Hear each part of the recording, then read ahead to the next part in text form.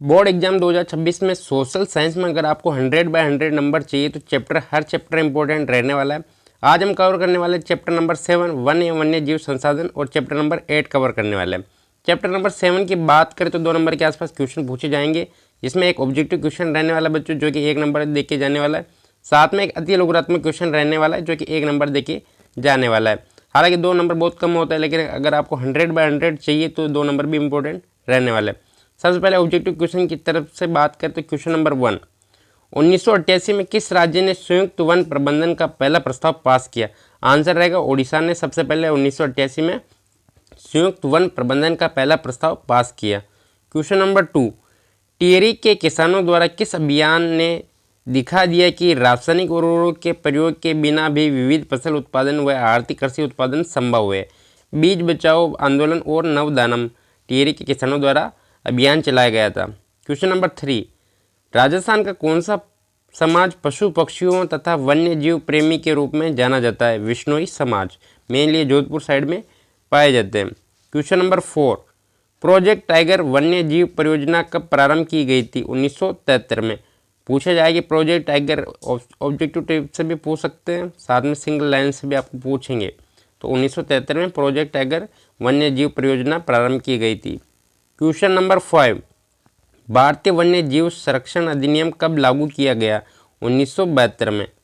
Next question number 6, Buxar tiger reserve किस खनिज के खनन से खतरे में है?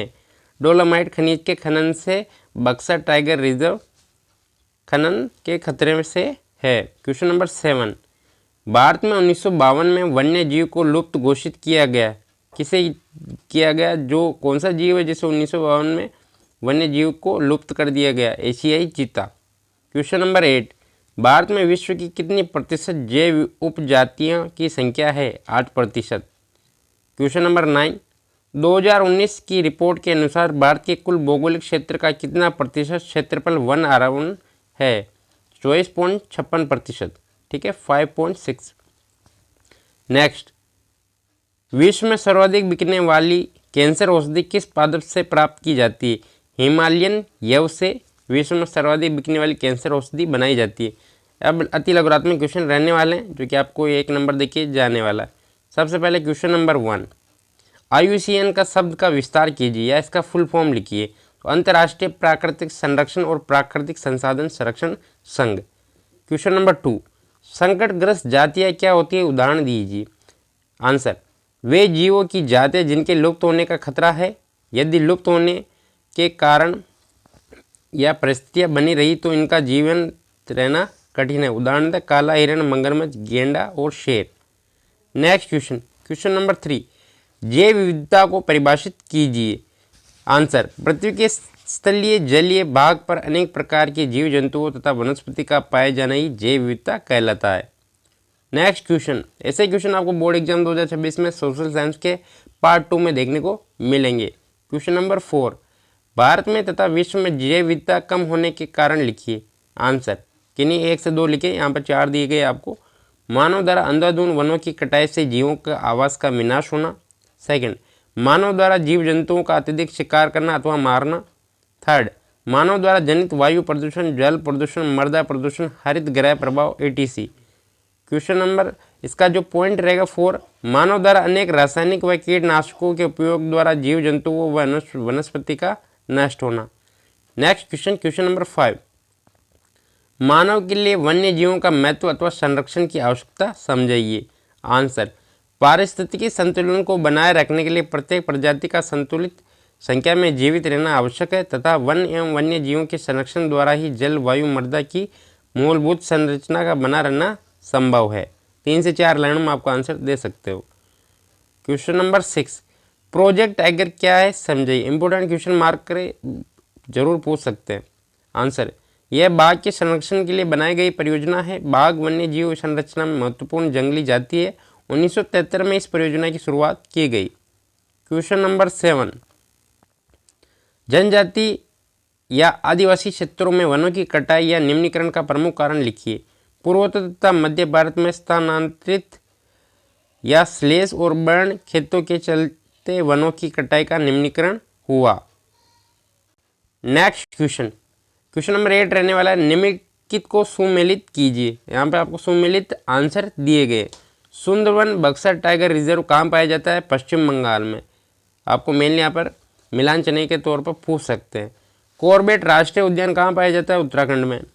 मानस बाघ रिजर्व कहाँ स्थित है? असम में।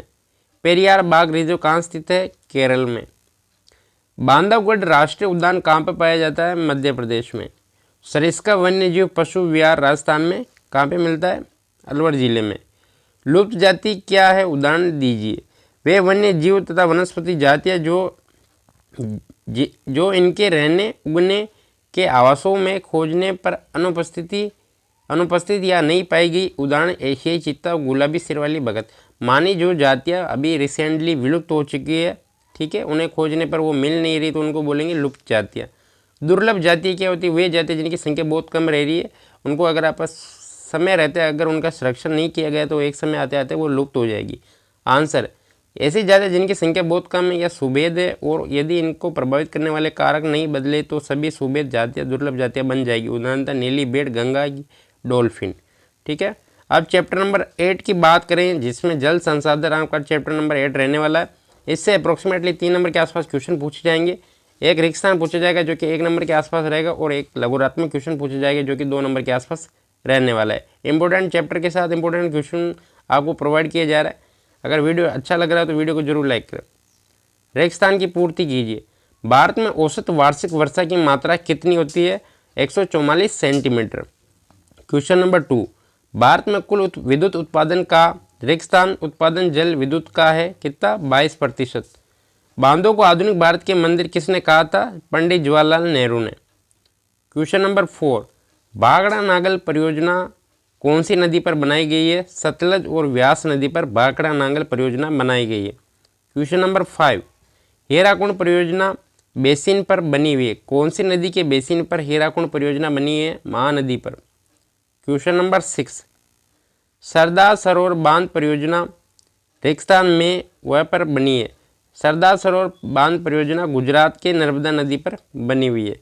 क्वेश्चन नंबर 7, भारत में विश्व की सर्वाधिक वर्षा कौन से राज्य में होती है? मेनली मेघालय राज्य के मोसिन राम स्थान पर होती है। क्वेश्चन नंबर 8 रहने वाला है आपका, राजस्थान के शुष्क और अर्धशुष्क क्षेत्रों में घरों की छतों से पाइप लगाकर वर्षा का जल इकट्ठा करने के भूमिगत टैंकों को क्या कहते हैं? टाका कहते हैं। ये मेनली राजस्थान के जैसलमेर, जोधपुर साइड में पाए जाते हैं। क्वेश्चन नंबर 9, मेघालय राज्य में नदियों व झरनों के जल को बांस से बने पाइप द्वारा उपयोग करने की विधि को क्या बोलते हैं? बांस ड्रिप सिंचाई बोलते हैं। क्वेश्चन नंबर 10, 14वीं शताब्दी में रेगिस्तान ने दिल्ली में रेगिस्तान क्षेत्र में जल की सप्लाई के लिए बनाया था। मेनली यहाँ पर इल्तुतमिश ने जो राजा था उसने सिरी फोर्ट क्षेत्र में ये मेनली हौज हाउस में बनवाया था। एक प्राकृतिक उर्वरक तलछट, मेनली जब जो समुद्री किनारों के साइड में जो मेनली जो तलछट रहता है वो एक प्राकृतिक उर्वरक के रूप में कार्य करता है। खादिन व जोड़ राजस्थान के शुष्क व अर्धशुष्क क्षेत्रों में वर्षा जल के स्रोत है। वर्षा जल को राजस्थान में क्या कहा जाता है? पालर पानी भी कहा जाता है। नेक्स्ट क्वेश्चन, भारत का एक ऐसा राज्य जहाँ संपूर्ण राज्य में घर घर में छत से वर्षा जल संग्रहित किया जाता है। क्या रहेगा बच्चों इसका राइट आंसर? इसका राइट आंसर रहेगा तमिलनाडु। क्वेश्चन नंबर 15 रहने वाला है, मौर्य के समय वृहद स्तर पर बांध, झील और सिंचाई तंत्रों का निर्माण करवाया गया। कौन से राज्य के समय जो राजा था उसके समय करवाया गया था? चंद्रगुप्त मौर्य। अब आपको अति लघुरात्मक क्वेश्चन देखने को मिलने वाला है जो कि 2 नंबर के आसपास आपको देखे जाने वाला है। सबसे पहले क्वेश्चन नंबर 1, राजस्थान के अर्धशुष्क क्षेत्रों में वर्षा जल संग्रहण किस विधि द्वारा किया जाता है? राजस्थान के शुष्क व अर्धशुष्क क्षेत्र माने जैसलमेर, जोधपुर, बीकानेर, बाड़मेर एरियाज। अर्धशुष्क क्षेत्रों में वर्षा जल संग्रहण के लिए गड्ढे बनाए जाते हैं ताकि मृदा को सिंचित किया जा सके तथा संरक्षित जल को खेती के लिए उपयोग में लाया जा सके। जैसलमेर में खादीन तथा अन्य क्षेत्रों में जोड़ के नाम से जाना जाता है। पीने का पानी संग्रहण टैंक को टाका कहा जाता है जिसमें छत का व आंगन का पानी संग्रहित किया जाता है। क्वेश्चन नंबर 2 इंपोर्टेंट रहने वाला है, बहुउद्देशीय परियोजनाएं मानव विकास में किस प्रकार उपयोगी है समझिए अथवा इसके लाभ उद्देश्य बांध के उपयोग लिखिए। आंसर, बहुउद्देशीय परियोजनाएं मानव विकास में निम्न प्रकार उपयोगी है। पहला पॉइंट, सूखाग्रस्त व मरुस्थलीय क्षेत्रों में कृषि सिंचाई के लिए पानी उपलब्ध करवाती है। देश में अनेक शहरों में पेयजल की आपूर्ति करवाती है, जैसे अभी चंबल परियोजना मेनली राजस्थान में चल रही है। साथ में बिसलपुर डैम है जो मेनली टोंक, अजमेर, जयपुर में सप्लाई कर रहे हैं। थर्ड पॉइंट रहने वाला है, अनेक परियोजनाओं पर जल विद्युत उत्पादन का कार्य किया जाता है, जैसे मान लो कोटा बैराज हो गया, वहाँ पे मेनली यहाँ पे विद्युत बनाई जाती है। नदी पर परियोजना बनाकर बाढ़ नियंत्रण किया जा रहा है। इन सभी उद्देश्यों कार्यों के संपूर्ण हेतु कृषि, विद्युत, पेयजल, बाढ़ नियंत्रण जैसे अनेक आर्थिक लाभ प्राप्त हो रहे हैं। नेक्स्ट क्वेश्चन नंबर 3, जल दुर्बलता क्या है, इसके मुख्य कारण लिखिए। जल दुर्बलता का अर्थ है किसी क्षेत्र में जल उपलब्ध होने के बावजूद भी वहाँ जल प्राप्ति में कमी होना। इसके अनेक कारण रहने वाले हैं। कारणों की बात करें तो जल उपलब्ध नहीं होना, सभी स्थानों पर जनसंख्या के अनुपात में जल का वितरण नहीं होना, जल का अनेक कारणों से प्रदूषित होना, जल में अत्यधिक मात्रा में लवणता जल की दुर्बलता का कारण बनती है। अतः समय की मांग की जल संसाधनों का संरक्षण व प्रबंधन करें तथा आने वाले समय के लिए जल को सुरक्षित रखें। मेनली लवणीकरण बढ़ रहा है, फ्लोराइड की मात्रा बढ़ रही है, प्रदूषण जैसे मान लो जो फैक्ट्रीज है जो अपने प्रदूषित जल को गंगा में मिला रही है, चंबल जैसी बड़ी बड़ी नदियों में मिला रही है, जिससे वो पानी प्रदूषित हो रहा है। 4, जल एक नवीनीकरण योग्य संसाधन है, समझिए। आंसर, मानव जीवन के लिए सर्वाधिक उपयोगी संसाधन जल है, लेकिन वर्तमान समय उपयोग योग्य जल की मांग में लगातार कमी हो रही है। अतः वर्षा नदियों द्वारा प्राप्त जल को संरक्षित कर जल की मात्रा को बढ़ाया जा सकता है। निम्न प्रकार से जल को नवीनीकरण संसाधन बनाया जा सकता है। नदियों में प्रवाहित जल को महासागरों में जाने से पहले आवश्यकता अनुसार बांध बनाकर बांध से आसपास के क्षेत्रों में भूमिगत जल स्तर का बढ़ेगा। बांध से आसपास के क्षेत्रों में भूमिगत जल स्तर बढ़ने से सिंचाई के लिए नहरों द्वारा पानी प्राप्त होगा। बड़े शहरों में पेयजल उपलब्ध होगा। वर्षा जल को प्रत्येक घरों में वाटर हार्वेस्टिंग सिस्टम द्वारा संरक्षित कर भूमिगत जल स्तर को बढ़ाया जा सकता है। इन दो उपायों के द्वारा जल को पुनः उपयोग लायक बनाया जा सकता है। क्वेश्चन नंबर 5, भारत में जल संकटग्रस्त संसाधन रहने वाला है, कथन की पुष्टि करनी है आपको। आंसर रहेगा बच्चों, पॉइंट वाइज लिख सकते हैं, 4 पॉइंट दिए गए, 2 में से 3 पॉइंट आप जरूर लिखें। भारत में बढ़ती जनसंख्या के कारण जल के अत्यधिक उपयोग से कमी हो रही है। लगातार बढ़ रहे जल प्रदूषण के कारण उपयोगी जल का प्रतिशत घट रहा है। थर्ड पॉइंट, नदी नालों से बहकर शुद्ध जल महासागरों में चला जाता है और उपयोग योग्य नहीं रह पाता है। फोर्थ पॉइंट रहने वाला है, भारत में मानसून की अनियमितता के कारण वर्षा जल में कमी हो रही है। अगर बच्चों वीडियो इन्फॉर्मेटिव लगा तो वीडियो को जरूर लाइक करो, चैनल को जरूर सब्सक्राइब करें। सोशल साइंस के लिए हर चैप्टर के लिए आपको इंपॉर्टेंट क्वेश्चन प्रोवाइड किए जाएंगे।